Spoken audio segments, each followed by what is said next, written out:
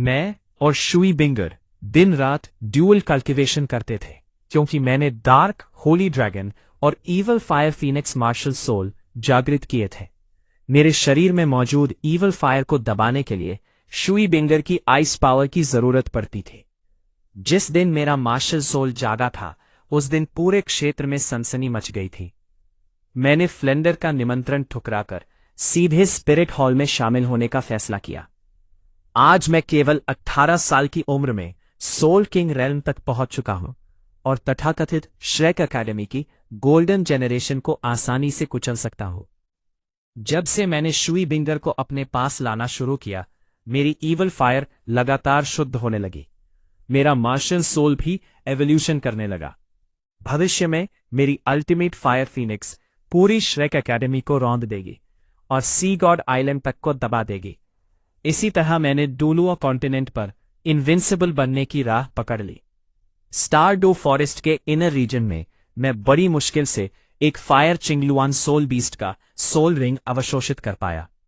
जैसे ही soul ring पूरी तरह मेरे शरीर में समाया, मेरे पीछे ईवल फायर से लिपटी फीनिक्स की विशाल छाया आसमान में उठ गई। चिंगलुआन डूलुओ के चेहरे पर खुशी साफ दिखाई दे रही थी। शाओयान, तुमने मुझे फिर निराश नहीं किया। चौथा सोल रिंग 10,000 साल का होना ही असाधारण था, लेकिन तुम्हारा 5वां सोल रिंग सीधे 40,000 ईयर्स तक पहुंच गया। यह तो अविश्वसनीय है। मैंने शांत स्वर में कहा, टीचर, यह ईवल फायर मेरे लिए कर्स भी है और ट्रेनिंग भी। पिछले 12 सालों से मैं लगातार इसकी यातना झेल रहा हूं। इसी कारण मेरी मेंटल पावर और विल पावर लगातार बढ़ती रही। इसलिए 40,000 ईयर्स का सोल रिंग अवशोषित करना मेरे लिए असंभव नहीं था। चिंगयुआन डूलुओ जोर से हंसे और मेरे कंधे पर हाथ रख दिया। मुझे पता था मेरे शिष्य कभी मुझे निराश नहीं करेंगे। मैं बाहर से शांत था, लेकिन मेरे मन में तूफान चल रहा था। अभी कुछ क्षण पहले सोल रिंग अवशोषित करने के बाद मेरे दिमाग में 18 साल पुरानी यादें अचानक उमड़ पड़ी थी। तभी मुझे पता चला कि मैं असल में एक ट्रांसमाइग्रेटर हूं। सच कहूं तो मैं डूलो कॉन्टिनेंट में पुनर्जन्म लेकर आया था। मेरा जन्म जाकिन विलेज में हुआ था, जो सोटो सिटी के पास स्थित था। वही गांव जहां मां होंगजुन पैदा हुआ था। फर्क सिर्फ इतना था कि मैं उससे 6 साल बड़ा था। जब मैं 6 साल का हुआ और मार्शल सोल अवेकनिंग सेरेमनी में गया, तब डार्क होली ड्रैगन और ईवल फायर फीनिक्स दोनों मार्शल सोल एक साथ प्रकट हुए। मेरे अंदर शुद्ध फीनिक्स ब्लड लाइन थी, लेकिन ईवल फायर की वजह से उसकी असली शक्ति दब गई थी। ये बिल्कुल टैंग सैंड के ब्लू सिल्वर ग्लास और clear sky hammer twin martial souls जैसी स्थिति थी। मैं जन्म से फुल इनेट सोल पावर लेकर पैदा हुआ था। उधर क्यान रेंशवे आखिरकार अपनी जिज्ञासा को रोक नहीं पाई। शायद हुआंग येन के प्रति उसके मन में जो भावना थी, वही उसे बार बार उस दिशा में देखने पर मजबूर कर रही थी। उसके दिल की खटास, अकेलापन और बेचैनी पहले से कहीं ज्यादा बढ़ चुकी थी। क्यान रेंशवे ने अपने होंठ भींच लिए और वहीं खड़ी रह गई। उसे मुड़कर चले जाना चाहिए था। ये उसका सीक्रेट चेंबर था, उसका ईस्टर्न पैलेस था, लेकिन वो बंद पत्थर का दरवाजा किसी मैग्नेट की तरह उसकी नजरों को अपनी ओर खींच रहा था। उसके दिमाग में बार बार कुछ दृश्य उभर रहे थे। हुआंग येन की मजबूत भुजाएं, आइस और फायर सोल पावर का आपस में मिलना। इन कल्पनाओं से क्यान रेंशवे का चेहरा लाल हो गया। मैं आखिर सोच क्या रही हूं?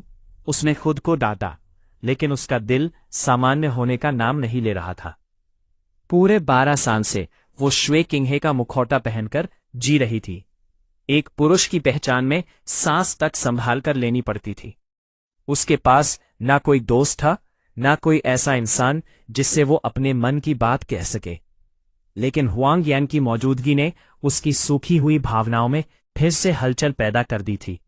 वो उसे इमॉर्टल हर्ब देती थी।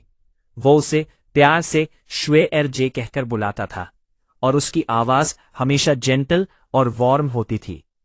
क्यान रेंशवे ने गहरी सांस ली। अगर मैं स्पिरिट हॉल में ही रहती, अगर मुझे हेवन डो एम्पायर में अंडरकवर मिशन पर न भेजा गया होता, तो क्या आज हुआंग यान के साथ रहने वाली शुई बिंगर नहीं, बल्कि मैं होती। ये सोचते ही उसके दिल में जलन और भी बढ़ गई। आखिर उसने खुद को शांत किया। वो स्पिरिट हॉल की यंग मिस्ट्रेस थी। उसे भावनाओं का गुलाम नहीं बनना चाहिए था, लेकिन वो हार मानने वाली भी नहीं थी। उसने धीरे से फुसफुसाया, शाओयान, मेरा इंतजार करो। जब हेवन डो एम्पायर का मिशन पूरा हो जाएगा, तब चाहे तुम्हारे दिल में सिर्फ शुई बिंगर ही क्यों न हो, मैं तुम्हें किसी भी कीमत पर हासिल करके रहूंगी। अगले दिन तीनों लोग क्राउन प्रिंस की विशेष कैरेज में बैठकर हेवन डो रॉयल एकेडमी पहुंचे। जैसे ही वे ट्रेनिंग ग्राउंड के पास पहुंचे, उन्होंने देखा कि सामने कई लोग एक जगह इकट्ठा खड़े हैं और माहौल कुछ भारी सा लग रहा है। वो हेवन डो बैटल टीम के सदस्य थे। डुबुयान, ओस्लो, यूफेंग और शी ब्रदर्स सभी वहीं मौजूद थे। क्यान रेंशुए ने आगे बढ़ते हुए पूछा, तुम लोग ट्रेनिंग छोड़कर यहां क्या कर रहे हो? आवाज सुनते ही सभी ने पीछे मुड़कर देखा। जब उन्होंने शुई किंगहे को आते देखा, तो सभी ने तुरंत सम्मानपूर्वक झुककर अभिवादन किया। कल रात ही यू टियानहेंग अपने परिवार वालों के साथ blue lightning tyrant dragon clan वापस लौट गया था। चियान रेंशु ने बाहर से आश्चर्य जताने का नाटक किया, लेकिन उसके मन में सब कुछ पहले से स्पष्ट था। यूफेंग बगल में खड़ा धीरे से शिकायत करने लगा, कल की लड़ाई ने कैप्टन को बहुत बड़ा झटका दिया है। ऊपर से blue lightning tyrant dragon clan को भी अपनी इज्जत जाती हुई महसूस हुई, इसलिए उन्होंने सीधे उसे क्लैन में वापस बुला लिया। अब हमारी हेवन डू बैटल टीम का मुख्य अटैक कोर ही चला गया है। यहां तक कि रोज की टीम कोऑर्डिनेशन ट्रेनिंग भी ठीक से नहीं हो पा रही। जैसे ही यूफेंग की बात खत्म हुई, पूरी टीम के चेहरे और भी उदास हो गए। लेकिन उसी समय हुआंगियान की आंखों में हल्की चमक आई। उसे महसूस हुआ कि दो शक्तिशाली ऑरास तेजी से ट्रेनिंग ग्राउंड की ओर बढ़ रही थी। उनमें से एक ऑरा ठंडी लेकिन बेहद शक्तिशाली थी। उस ऑरा को हुआंगियान बहुत अच्छी तरह पहचानता था। अगले ही पल डुगुबो की धीमी आवाज साउंड ट्रांसमिशन के जरिए उसके कानों में गूंज उठी, लिटिल मॉन्स्टर, मैं श्वेशिंग उस बूढ़े लोमड़ी के साथ यहां आया हूं। जैसे ही उसे पता चला कि क्राउन प्रिंस तुम्हें और श्वे बिंगर को रॉयल एकेडमी लेकर आया है, वो तुरंत मुझे घसीटकर यहां ले आया। उस बूढ़े के दिमाग में बहुत चालें चलती रहती है। मुझे लगता है वो मेरे नाम का इस्तेमाल करके क्राउन प्रिंस और तुम्हें दबाने की कोशिश करेगा, ताकि सबके सामने अपनी इज्जत बचा सके। ये सुनकर हुआंगियान के होठों पर हल्की मुस्कान उभर आई। श्वेशिंग प्रिंस अगर ये जान जाए कि जिस डुगु डोलुओ को वो अपना सबसे बड़ा सपोर्ट और ट्रम्प कार्ड समझता है, वो अब पूरी तरह हुआंगियान के पक्ष में है, तो उसके चेहरे का रंग देखने लायक होगा। जिस सहारे पर वो घमंड करता था, वही अब उसके सिर पर लटकती हुई तलवार बन चुका था। चींघे, आज रॉयल एकेडमी का निरीक्षण करने का मन कैसे कर गया? तभी दूर से एक बनावटी और घमंडी आवाज सुनाई दी। श्वेशिंग प्रिंस शानदार शाही वस्त्र पहने हुए धीरे धीरे आगे बढ़ रहा था। कदम दूरी पर हरे रंग का लंबा चोगा पहने डुगुबो शांत भाव से चल रहा था। ग्रैंडपा, डुगुयान ने डुगुबो को देखते ही खुशी से पुकारा और तुरंत उनकी ओर दौड़ पड़ी। डुगुबो ने अपनी पोती की ओर सिर हिलाया। फिर उसकी नजर एक पल के लिए हुआंगियान पर पड़ी, लेकिन अगले ही क्षण वो फिर से अपने सामान्य ठंडे चेहरे पर लौट आया। कियान रेंशु ने विनम्र मुस्कान के साथ झुककर अभिवादन किया। Greetings uncle Huang. Xue Qinghe का विनम्र और दयालु व्यक्तित्व हमेशा की तरह बिल्कुल परफेक्ट दिखाई दे रहा था। ठीक है, ठीक है, श्वेशिंग प्रिंस ने हाथ हिलाकर जवाब दिया। फिर उसकी नजर सीधे हुआंगियान पर जा टिकी। तो तुम ही हुआंगियान हो जिसने कल स्पिरिट एरिना में सबको चौंका दिया था? मैंने सुना है कि तुमने एक ही वार में लानबा एकेडमी की डीन लिउ एरलोंग को गंभीर रूप से घायल कर दिया था। सचमुच यंग हीरो हो। लेकिन ये हेवेंडो रॉयल एकेडमी है, कोई साधारण युद्ध भूमि नहीं। बिना हुआंगियान को बोलने का मौका दिए वो कियान रेंशु की ओर मुड़ा। चिन्हे, सोन मास्टर से मित्रता करना अच्छी बात है, लेकिन तुम्हें प्राथमिकताओं को समझना चाहिए। रॉयल एकेडमी के अपने नियम हैं। बाहरी लोगों को यहां ज्यादा समय नहीं बिताना चाहिए, वरना हेवनडो बैटल टीम की ट्रेनिंग प्रभावित होगी। क्या आप भी ऐसा ही नहीं सोचते, डुगू सीनियर? इतना कहकर शुएंगशिंग प्रिंस ने गर्व से डुगू बो की ओर देखा। स्पष्ट था कि वो डुगू डोलुओ का नाम लेकर अपना रुतबा दिखाना चाहता था। क्यान रेनशु की आंखों में ठंडापन चमक उठा। वही हुआंग यान लगभग हंस पड़ा। उसने सिर घुमाकर डुगू बो की ओर देखा और चुपचाप इस तमाशे का आनंद लेने लगा। डुगू बो ने ठंडी हंसी छोड़ी। उसने दोनों हाथ आस्तीनों में डाल रखे थे। फिर उसने शुएंगशिंग प्रिंस की ओर तिरछी नजर से देखा। शुएंगशिंग, मेरी राय में हुआंग यान जैसे प्रतिभाशाली युवक का रॉयल एकेडमी में आना हमारे लिए सम्मान की बात है। इसे बाधा कैसे कहा जा सकता है? ये सुनते ही शुएंगशिंग प्रिंस के चेहरे की मुस्कान जम गई। वो अविश्वास से डुगू बो की ओर मुड़ा। डुगू सीनियर, आपका मतलब क्या है? उसने कल यू डियानहिंग और लिउ एरलोंग को बुरी तरह अपमानित किया था। उसने blue lightning tyrant dragon clan को नाराज कर दिया है। तो क्या हुआ? डुगू बो ने बिना झिझक उसकी बात काट दी। इस दुनिया में शक्ति ही सब कुछ है। अगर हुआंग यान ने दया नहीं दिखाई होती तो लिउ एरलोंग कल जिंदा भी नहीं बचती। उसका मानसिक संतुलन टूट गया और वह क्लैन वापस भाग गया। ये उसकी अपनी कमजोरी है। हेवनडो बैटल टीम अब अपने मुख्य अटैकर को खो चुकी है। अगर हुआंग यान उन्हें थोड़ा मार्गदर्शन भी दे दे तो ये उनके लिए ऐसी किस्मत होगी जिसकी वे केवल कल्पना ही कर सकते हैं। जैसे ही ये शब्द निकले, पूरा ट्रेनिंग ग्राउंड स्तब्ध रह गया। सबकी निगाहें अविश्वास से डुगू बो पर टिक गई। शुएंगशिंग प्रिंस पूरी तरह स्तब्ध रह गया। यहां तक कि डुगू यान और हेवनडो बैटल टीम के बाकी सदस्य भी हैरानी से आंखें फाड़कर डुगू बो को देखने लगे। स्थिति बिगड़ती देखकर डुगू बो तुरंत मुस्कुराया और बात संभालते हुए बोला, हुआंग यान छोटे मित्र की फार्माकोलॉजी और पॉइजन आर्ट्स में उपलब्धियां ऐसी है कि स्वयं मुझे भी शर्म महसूस होती है। मेरे शरीर की पुरानी बीमारी भी इन्हीं की बदौलत ठीक हुई है। मेरे लिए हुआंग यान कोई बाहरी व्यक्ति नहीं है। ये सुनते ही शुएंगशिंग प्रिंस ने ठंडी सांस खींची। उसका चेहरा कभी हरा तो कभी सफेद पड़ रहा था। माथे पर पसीने की बूंदें उभर आई।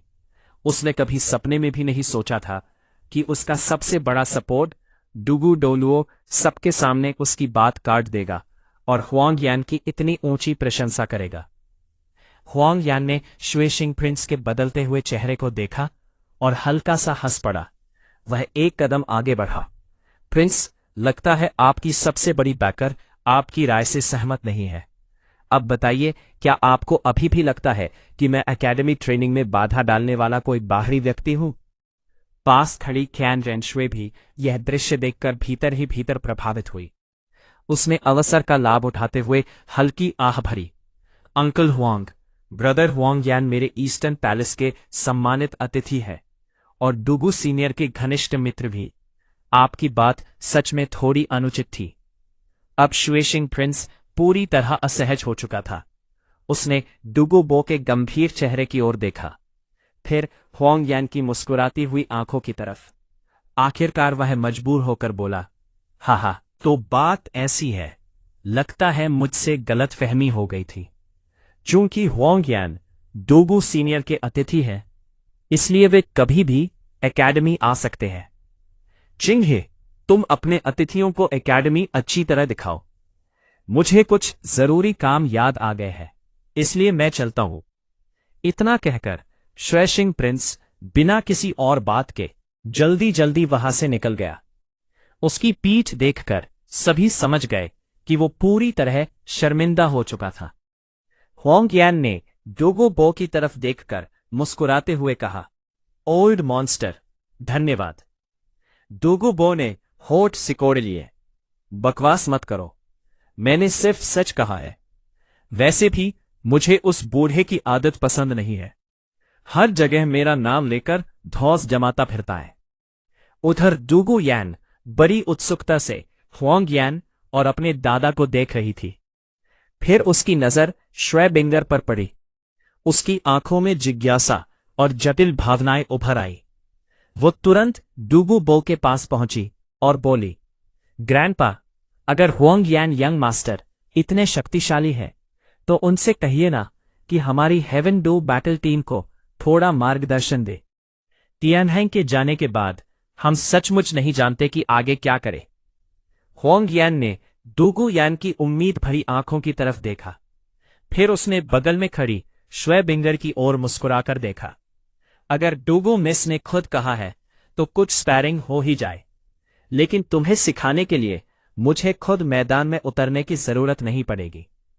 इतना कहकर हुआंग यान ने स्वाभाविक रूप से श्वे बिंगर का हाथ पकड़ लिया। फिर टीम की ओर देखकर बोला, मेरे साथ खड़ी बिंगर भी बेहद शक्तिशाली है। अगर सचमुच लड़ाई हुई तो तुम सब लोग मिलकर भी शायद इसे हरा नहीं पाओगे। ये सुनकर डूगू यान चौंक गई। उसने श्वे बिंगर को सिर से पा तक देखा। आइस ब्लू ड्रेस में खड़ी श्वे बिंगर किसी आइस फेरी जैसी लग रही थी। उसका स्वभाव शांत और सुंदर था। चेहरे पर कोमलता झलक रही थी। भी नहीं सोच सकता था कि वो पूरी टीम को अकेले चुनौती दे सकती है। यूफंग ने सिर खुजलाते हुए कहा, हुआंग यान यंग मास्टर, आप मजाक तो नहीं कर रहे? ओस्लो भी सहमति में बोला, सही कहा, मिस शोई तो बहुत जेंटल और एलिगेंट लगती है। आखिर उनका मार्शल सोल कितना शक्तिशाली है कि आप उनकी इतनी प्रशंसा कर रहे हैं।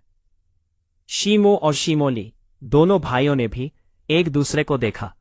उनकी आंखों में भी संदेश साफ दिखाई दे रहा था। यहां तक कि टीम के पीछे खड़ी काले घूंघट वाली यी लिंगलिंग भी चुपचाप श्वी बिंगर को देखने लगी। उसकी आंखों में भी जिज्ञासा भर गई थी। श्वी बिंगर ने हुआंग यान की ओर देखा। दोनों की नजरें मिली। वो तुरंत समझ गई कि हुआंग यान उसे आत्मविश्वास देना चाहता है। उसके होठों पर हल्की मुस्कान आ गई। वो आगे बढ़ी और बड़े आत्मविश्वास से बोली, यदि सभी की रुचि है तो मैं भी अपनी थोड़ी सी क्षमता दिखा देती हूं। सच कहूं तो हाल ही में मेरी सोल पावर लेवल बढ़कर 44 हो गई है। मैं भी इस अवसर का उपयोग करके हेवन डो रॉयल एकेडमी के प्रतिभाशाली छात्रों से मुकाबला करना चाहती हूं। 44 लेवल? डोगू यांग की चीख निकल गई। उसकी आंखें अविश्वास से फैल गईं। ओस्लो और यूफंग ने तो सीधा ठंडी सांस खींच ली, क्योंकि उनकी पूरी एम में सबसे अधिक सोल पावर यू त्यानहेंग की थी और एकेडमी छोड़ने से पहले भी उसकी सोल पावर केवल लेवल 39 तक ही पहुंची थी। लेकिन श्वी बिंगर मात्र इतनी कम उम्र में लेवल 54 सोल किंग बन चुकी थी। पूरे ट्रेनिंग ग्राउंड में एक पल के लिए सन्नाटा छा गया। श्वी बिंगर को देखकर सभी और भी ज्यादा हैरान रह गए। वह उनसे उम्र में भी छोटी लग रही थी, लेकिन फिर भी वह पहले से ही एक सोल किंग बन चुकी थी। ऐसी प्रतिभा तो शायद स्पिरिट हॉल की गोल्डन जेनरेशन में भी मुश्किल से देखने को मिलती। डूगू बो की आंखों में भी आश्चर्य की चमक उभरी, लेकिन अगले ही पल वह जोर से हंस पड़ा। हा, जैसा उम्मीद थी, लिटिल मॉन्स्टर के आसपास रहने वाले लोग भी साधारण नहीं हो सकते। फिर उसने हेवन डो बैटल टीम की ओर देखा। बच्चों, तुम लोग इसके साथ मुकाबला करो। आज तुम्हें पता चल जाएगा कि पसली जीनियस किसे कहते हैं। दूसरी ओर क्यान रेनशुए अब भी श्वी चिंगहे की तरह शांत और विनम्र मुस्कान बनाए हुए थी। लेकिन जब उसने श्वी बिंगर को आत्मविश्वास और चमक से भरा देखा तो उसके आस्तीन के भीतर छिपे हाथ अनजाने में कस गए। उसके दिल में ईर्ष्या और बेचैनी की लहर फिर से उठ खड़ी हुई। लेवल 54। वह मन ही मन बुदबुदाई। हुआंग यान ने आंखें उसे क्या दिया है? उसकी ताकत इतनी तेजी से कैसे बढ़ गई?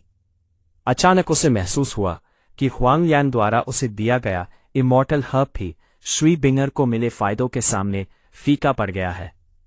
उधर श्वी बिंगर ने गहरी सांस ली। उसके शरीर में मौजूद आइस एट्रीब्यूट सोल पावर तेजी से खुलने लगी। क्षण भर में उसके चारों ओर बर्फीली नीली रोशनी फैल गई। आसपास का तापमान तेजी से गिरने लगा। हवा तक जमती हुई महसूस हो रही थी। श्वी बिंगर ने शांत स्वर में कहा, कृपया मार्गदर्शन दीजिए। अचानक एक मधुर फीनिक्स क्राई पूरे मिमिक ट्रेनिंग ग्राउंड में गूंज उठी।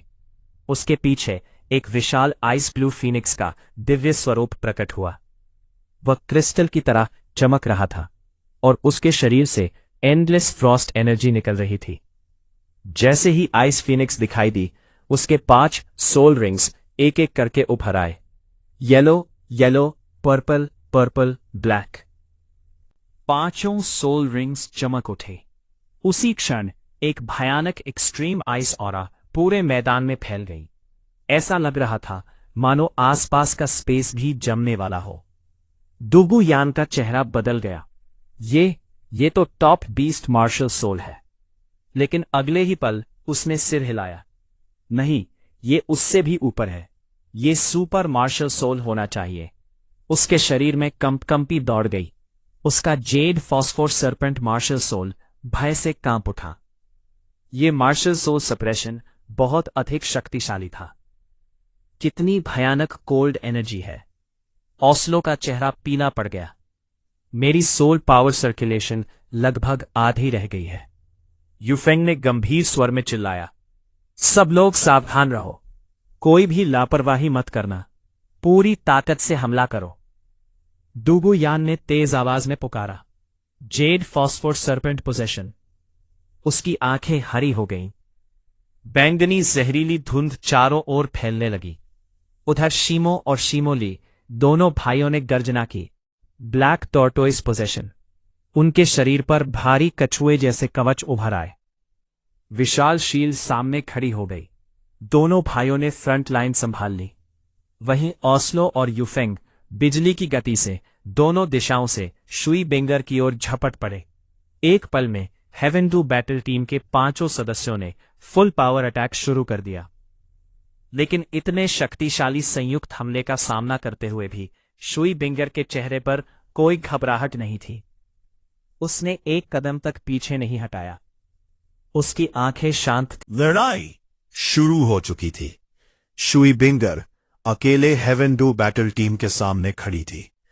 उसी समय उसके शरीर पर मौजूद पहला पीला सोल रिंग चमक उठा। एक भयानक एक्सट्रीम आइस एनर्जी चारों दिशाओं में विस्फोट की तरह फैल गई। कोई चेतावनी नहीं, कोई अतिरिक्त सोल पावर फ्लक्चुएशन नहीं, मानो हमला अचानक शून्य से प्रकट हुआ हो। क्रैक क्रैक, बर्फ जमने की तीखी आवाजें पूरे मैदान में गूंज उठी। सबसे आगे दौड़ रहे ऑस्लो और यूफेंग को प्रतिक्रिया देने का मौका तक नहीं मिला। पल भर में नीले बर्फीले क्रिस्टल ने उनके पूरे शरीर को ढक लिया और वे 2 जीवंत आइस स्टैचूज में बदलकर जमीन पर गिर पड़े। इसके तुरंत बाद ब्लैक टॉर्टोइस शील्ड के पीछे खड़े शीमो और शीमो ली भी अपने मजबूत कवच सहित विशाल बर्फीले ब्लॉक में बदल गए। वे चाहकर भी हिल नहीं पा रहे थे। ये कैसे संभव है? डुगू यान की आंखें अविश्वास से फैल गई। उसका जेड फॉस्फोर पॉइजन अभी पूरी तरह फैल भी नहीं पाया था कि एक्सट्रीम आइस ने उसे सीधे बैंगनी बर्फ के टुकड़ों में बदल दिया। जहरीली धूप की शाना दहाल बिखर कर जमीन पर टूट गई। डुगू यान कुछ समझ पाती उससे पहले ही बर्फ उसके पैरों से ऊपर चढ़ने लगी। केवल एक झपकी के भीतर उसका पूरा शरीर भी बर्फ में कैद हो चुका था। केवल उसकी आंखें ही हिल पा रही थी। मात्र एक पल, केवल एक सबसे साधारण first soul skill. Heaven Dou battle team पूरी तरह पराजित हो चुकी थी। डुगुबो की आंखें चौड़ी हो गई। उसके चेहरे पर अविश्वास साफ दिखाई दे रहा था। इंस्टेंट आइस सील, मेरी पोती का पॉइजन मिस्ट तक बाहर नहीं निकल पाया और वह पहले ही हार गई। लिटिल मॉन्स्टर, तुम्हारे आसपास रहने वाले लोग सचमुच मॉन्स्टर है।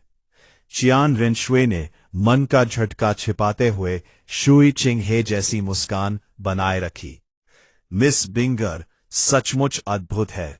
ऐसी टैलेंट और स्ट्रेंथ पूरे डोलो कॉन्टिनेंट में भी दुर्लभ होगी। लेकिन उसके दिल में तूफान उठ चुका था। एक्सट्रीम आइस की शक्ति इतनी प्रभावशाली थी कि उसके 6 विंग्ड एंजल मार्शल सोल ने भी हल्की चेतावनी महसूस की। पहले वह सोचती थी कि शुई बिंगर केवल हुआंग यान की छाया है। लेकिन अब उसे एहसास हुआ कि शुई बिंगर अकेले ही पूरे महाद्वीप की सर्वोच्च प्रतिभाओं में गिनी जा सकती है। शुई बिंगर ने हुआंग यान की ओर देखा और हल्के से मुस्कुराई। फिर उसने अपना हाथ उठाकर हवा में इशारा किया। अगले ही क्षण सभी आइस क्रिस्टल्स हजारों नीले प्रकाश कणों में बदलकर हवा में घुल गए। हालांकि टीम के सदस्य मुक्त हो चुके थे, लेकिन उनके चेहरे अभी भी पीले थे। उनके शरीर बुरी तरह कांप रहे थे। एक्सट्रीम आइस की ठंड उनके मेरिडियंस तक पहुंच चुकी थी। खड़ा रहना भी कठिन हो गया था। तभी शुई बिंगर की बाईं टांग के पास हल्की आइस ब्लू और ग्रीन लाइट चमकी। उसने अपनी ice Z left leg bone की शक्ति सक्रिय की। तुरंत ठंडी ऊर्जा पीछे हटने लगी और टीम के सदस्यों को राहत मिली। डूगू यान ने गहरी सांस ली। अभी कुछ पल पहले मुझे लगा था कि मेरा मार्शल सोल ही टूट जाएगा। यूफेंग ने भी डर से सीना थपथपाया। ये कंट्रोल एबिलिटी तो अविश्वसनीय है। मैं तो सोच रहा था कि आज बिना गंभीर चोट खाए यहां से नहीं निकल पाएंगे। हेवन डू बैटल टीम के शिक्षक कियन मिंग भी पूरी तरह स्तब्ध थे। उन्होंने शुई बिंगर और हुआंग यान की ओर सम्मान से हाथ जोड़ दिए। क्या भयानक एक्सट्रीम आइस है, क्या अद्भुत नियंत्रण है। आज सचमुच मेरी आंखें खुल गई। मिस बिंगर, क्या आपने अभी भी दया दिखाई थी? शुई बिंगर हल्के से मुस्कुराई। टीचर कियन, आपने सही पहचाना। मैंने सचमुच हाथ रोका था। यदि ये जीवन मृत्यु की लड़ाई होती तो आइस सील केवल शुरुआत होती। उसके बाद मैं सोल बोन स्किल का उपयोग करके उनके शरीरों में घुसी ठंडी ऊर्जा को तुरंत विस्फोटित कर देती। तब बर्फ और शरीर दोनों चूर चूर होकर पाउडर बन जाते। किनमिंग की रीढ़ में सिहरन दौड़ गई। उसने मुश्किल से लार निगली। शरीर के अंदर की आइस एनर्जी को विस्फोटित करना, ये तो लगभग टाइटल डोलुओ लेवल की किलिंग पावर है। आज मैंने बहुत कुछ सीखा। डूगू यान का चेहरा पूरी तरह सफेद पड़ गया। वो डर और सम्मान से शुई बिंगर को देखने लगी।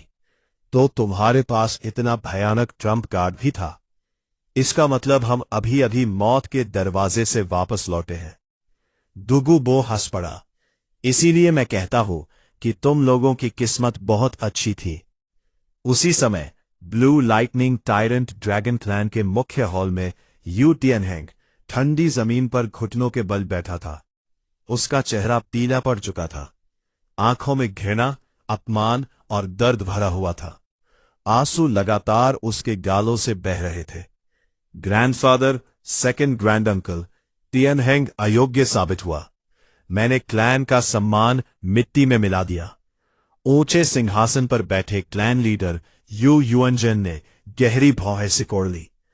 टियनहेंग, पहले खड़े हो जाओ। तुम हेवन डो बैटल टीम में थे। आखिर तुम्हारी ये हालत कैसे हुई? यू टियनहेंग घर लौटने से पहले ही अपने मन में योजना बना चुका था। उसने तय कर लिया था कि वह खुद को एक बेबस पीड़ित के रूप में पेश करेगा। केवल हुआंग यान को एक निर्दयी और खतरनाक व्यक्ति बनाकर ही वह अपनी कमजोरी छिपा सकता था।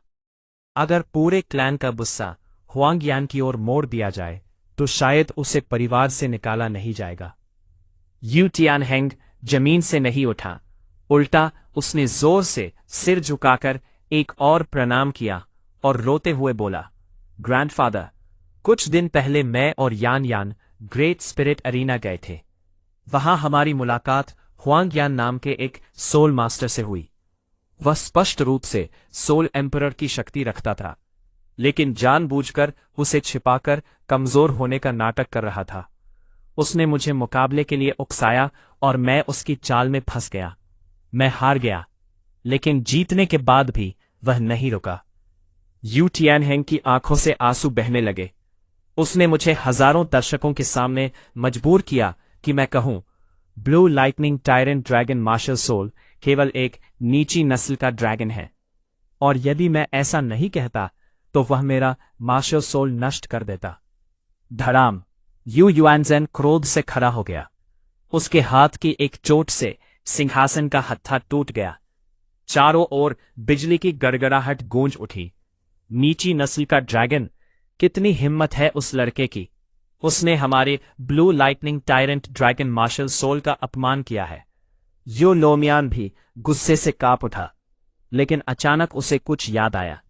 और तुम्हारी आंट लियू एलोंग वहां तो हेवन डाउ सिटी में थी, क्या उसने तुम्हारी मदद नहीं की? यू तियानहेंग ने और भी दुखी चेहरा बनाया। सेकंड ग्रैंड अंकल, आंट एलोंग मेरी रक्षा करने के लिए ही घायल हुई। जब उसने देखा कि मुझे अपमानित किया गया है, तो वह मेरे लिए न्याय मांगने एरिना में उतरी। लेकिन हुआंग यान बेहद चालाक और नीच निकला। उसने अवसर देखकर आंट एलोंग पर हमला कर दिया। वह गंभीर रूप से घायल हो गई और सबके सामने उसका अपमान भी किया गया। क्या कहा? यू लोमियान अचानक खड़ा हो गया। उसकी आंखें लाल हो गई। चारों ओर बिजली की चमक फूटने लगी। लियू एलोंग घायल हो गई? हालांकि लियू एलोंग उसकी अवैध पुत्री थी और परिवार का नाम नहीं पा सकी थी, लेकिन वह आखिर उसकी बेटी थी। इन वर्षों में उसने गुप्त रूप से उसकी बहुत मदद की थी। लानबा अकेडमी की स्थापना में भी उसका बड़ा योगदान था। अब जब उसने सुना कि उसकी बेटी को इस तरह घायल और अपमानित किया गया है, उसका क्रोध नियंत्रण से बाहर हो गया। यू तियानहेंग ने सिर झुकाए रखा। उसकी चोटें बहुत गंभीर है। वह अभी भी लानबा अकेडमी में उपचार करवा रही है। और हुआंग यान ने यह भी कहा कि blue lightning tyrant dragon clan उसके लिए केवल मुर्गियों और कुत्तों का झुंड है। उसने कहा कि जो भी उसके सामने आएगा वह उसे मार देगा। घमंडी लड़का। यू लोमियान दांत पीसने लगा। उसने तुरंत यू युआनजेन की ओर मुड़कर कहा, बिग ब्रदर, इस लड़के ने न केवल हमारे मार्शल सोल का अपमान किया है, बल्कि तियानहेंग और नेरलोंग दोनों को भी गंभीर रूप से चोट पहुंचाई है। यह सीधे सीधे हमारे क्लैन का अपमान है।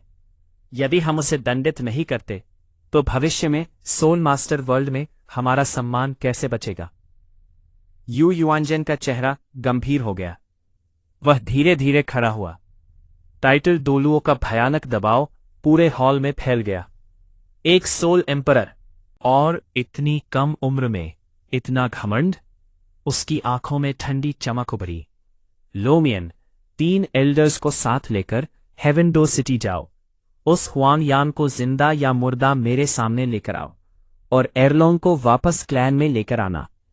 यू लोमियन की आंखों में खतरनाक चमक उभर आई। बिग ब्रदर, निश्चिंत रहिए। मैं उस लड़के को ऐसी सजा दूंगा कि वो जीने और मरने दोनों की भीख मांगेगा। उधर Heaven Dou crown prince palace में चिंगलुअन डोलुओं की आकृति अंधेरे से प्रकट हुई। श्वेर, मून पवेलियन की मिस्ट्रेस टैंग यूहेवा बिल्कुल भी शांत नहीं बैठी है। मेरी जांच में पता चला है कि वो अब भी हाउटियन सेक्ट के लोगों से गुप्त संपर्क बनाए हुए है। तुम्हारी योजना को देखते हुए मैंने अभी तक कोई कार्रवाई नहीं की। कियान रेनश्वे हल्के से मुस्कुराई। ग्रैंड वर्शिप, मुझे यह बात पहले से पता है। इतना ही नहीं, उनके संदेश पहुंचाने के कई सीक्रेट चैनल्स भी मेरी निगरानी में है। चिंगलुन डोलुओ थोड़ा चौंका। अगर तुम्हें सब पता है तो फिर उसे अभी तक जीवित क्यों छोड़ा है? हाउटियन सेक्ट का हर सदस्य भविष्य का खतरा है। कियान रेनश्वे ने धीमे स्वर में समझाया। ग्रैंड वर्शिप, टैंग यूहेवा की हेवन डोस टीमें बहुत ऊंची प्रतिष्ठा है। वो केवल मून पवेलियन की मिस्ट्रेस नहीं, बल्कि इंपीरियल फैमिली और अनेक नोबल फैमिलीज की एटिकेट टीचर भी है। इस समय मैं श्वे चिंगहे की पहचान में हूं।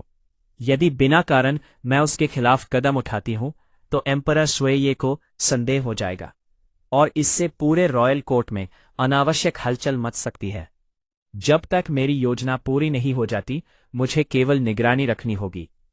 चिंगलुन डोलुओ ने सिर हिलाया। उसने टैंग यूहेवा का विषय छोड़ दिया और अपनी नजर हुआंग यान पर डाली। यानर, आगे तुम्हारा क्या इरादा है? यदि कोई विशेष काम नहीं है तो हम हेवन डू सिटी में 2 दिन और रुककर स्पिरिट सिटी लौट सकते हैं। ये कहते हुए उसके होठों पर रहस्यमयी मुस्कान उभर आई। सच कहूं तो अब मुझे भी आगे होने वाली घटनाओं का बेसब्री से इंतजार है। चिंगलुआन डोलुओ मुस्कुराया और बोला, जब हम स्पिरिट सिटी वापस लौटेंगे तब वर्शिप हॉल के बाकी सदस्य तुम्हारी वर्तमान शक्ति देखकर निश्चित ही चौंक जाएंगे, खासकर सेकंड ब्रदर। वो हमेशा गंभीर और कठोर रहता है। अगर उसे पता चला कि तुम्हारी शक्ति इतनी तेजी से बढ़ गई है तो उसका चेहरा देखने लायक होगा। उसकी आंखों में युद्ध की भावना चमक उठी। मैंने फैसला कर लिया है, स्पिरिट सिटी लौटते ही मैं सेकंड ब्रदर को चुनौती दूंगा। यदि मैं जीत गया तो वर्शिप हॉल के सेकंड वर्शिप की सीट मेरी होगी। इतना कहकर चिंगलुआन डोलुओ की आकृति हवा में विलीन हो गई। उसी समय हुआंग यान को महसूस हुआ कि उसकी सोल पावर फिर से बढ़ने वाली है। उसे लेवल 66 पर ब्रेक थ्रू के संकेत मिलने लगे। उसने तुरंत ध्यान लगाकर साधना शुरू कर दी। उसके शरीर के भीतर लाइट फ्लेम तेजी से घूमने लगी, लगातार उसके मेरिडियंस और सोल पावर को मजबूत कर रही थी। समय बीतता गया। अचानक उसके शरीर से लाइट फ्लेम की ऊर्जा अनियंत्रित होकर बाहर निकलने लगी। कुछ देर बाद हुआंग यान ने सफलतापूर्वक लेवल 66 की सीमा पार कर ली। ब्रेक थ्रू पूरा होने पर उसने आंखें खोली। उसे पता चला कि ऊर्जा के विस्फोट के कारण उसके कपड़े जल चुके थे। वो तुरंत चौंक गया और जल्दी से सोल टूल से नए कपड़े निकालकर पहनने लगा। फिर उसने हल्की खांसी के साथ कहा, यह पूरी तरह एक दुर्घटना थी। अभी ब्रेक थ्रू के दौरान फ्लेम एनर्जी नियंत्रण से बाहर हो गई थी। मेरा ऐसा कोई इरादा नहीं था। कमरे का माहौल कुछ क्षणों के लिए असहज हो गया, लेकिन जल्द ही सब सामान्य हो गया। उधर हेवेंडो सिटी की सड़कों पर चिंगलुआन डोलुओ अकेले टहल रहा था। अचानक उसका चेहरा गंभीर हो गया। उसने शहर के बाहर की दिशा में देखा। उसे एक अत्यंत शक्तिशाली थंडर ऑरा महसूस हुई। ये blue lightning tyrant dragon martial soul की ऊर्जा थी। उसकी शक्ति लगभग लेवल 89 के आसपास थी और वो तेज गति से हेवेंडो सिटी की ओर बढ़ रही थी। चिंगलुआन डोलुओ ने ध्यान से उस ऑरा को महसूस किया। फिर उसके होठों पर हल्की मुस्कान उभरी। यू लुअन मियन, तो आखिर वो आ ही गया। कुछ क्षण सोचने के बाद उसे पूरी बात समझ आ गई। लियू अरलोंग उसकी बेटी है। हुआंग यान द्वारा घायल होने की खबर मिलने के बाद वो बदला लेने आया होगा। ये सोचते ही चिंगलुआन डोलुओ की आंखों में ठंडक उतर आई। कितना मूर्ख है, मेरे शिष्य को नुकसान पहुंचाने की सोच रहा है। लेकिन अगले ही पल उसके चेहरे पर एक अलग मुस्कान दिखाई दी। हालांकि यानर के लिए ये एक अच्छा अभ्यास भी हो सकता है। फिर उसने तुरंत साउंड ट्रांसमिशन के माध्यम से हुआंग यान को संदेश भेजा, यानर बाहर आओ, तुम्हारे लिए एक नया प्रतिद्वंद्वी आ रहा है।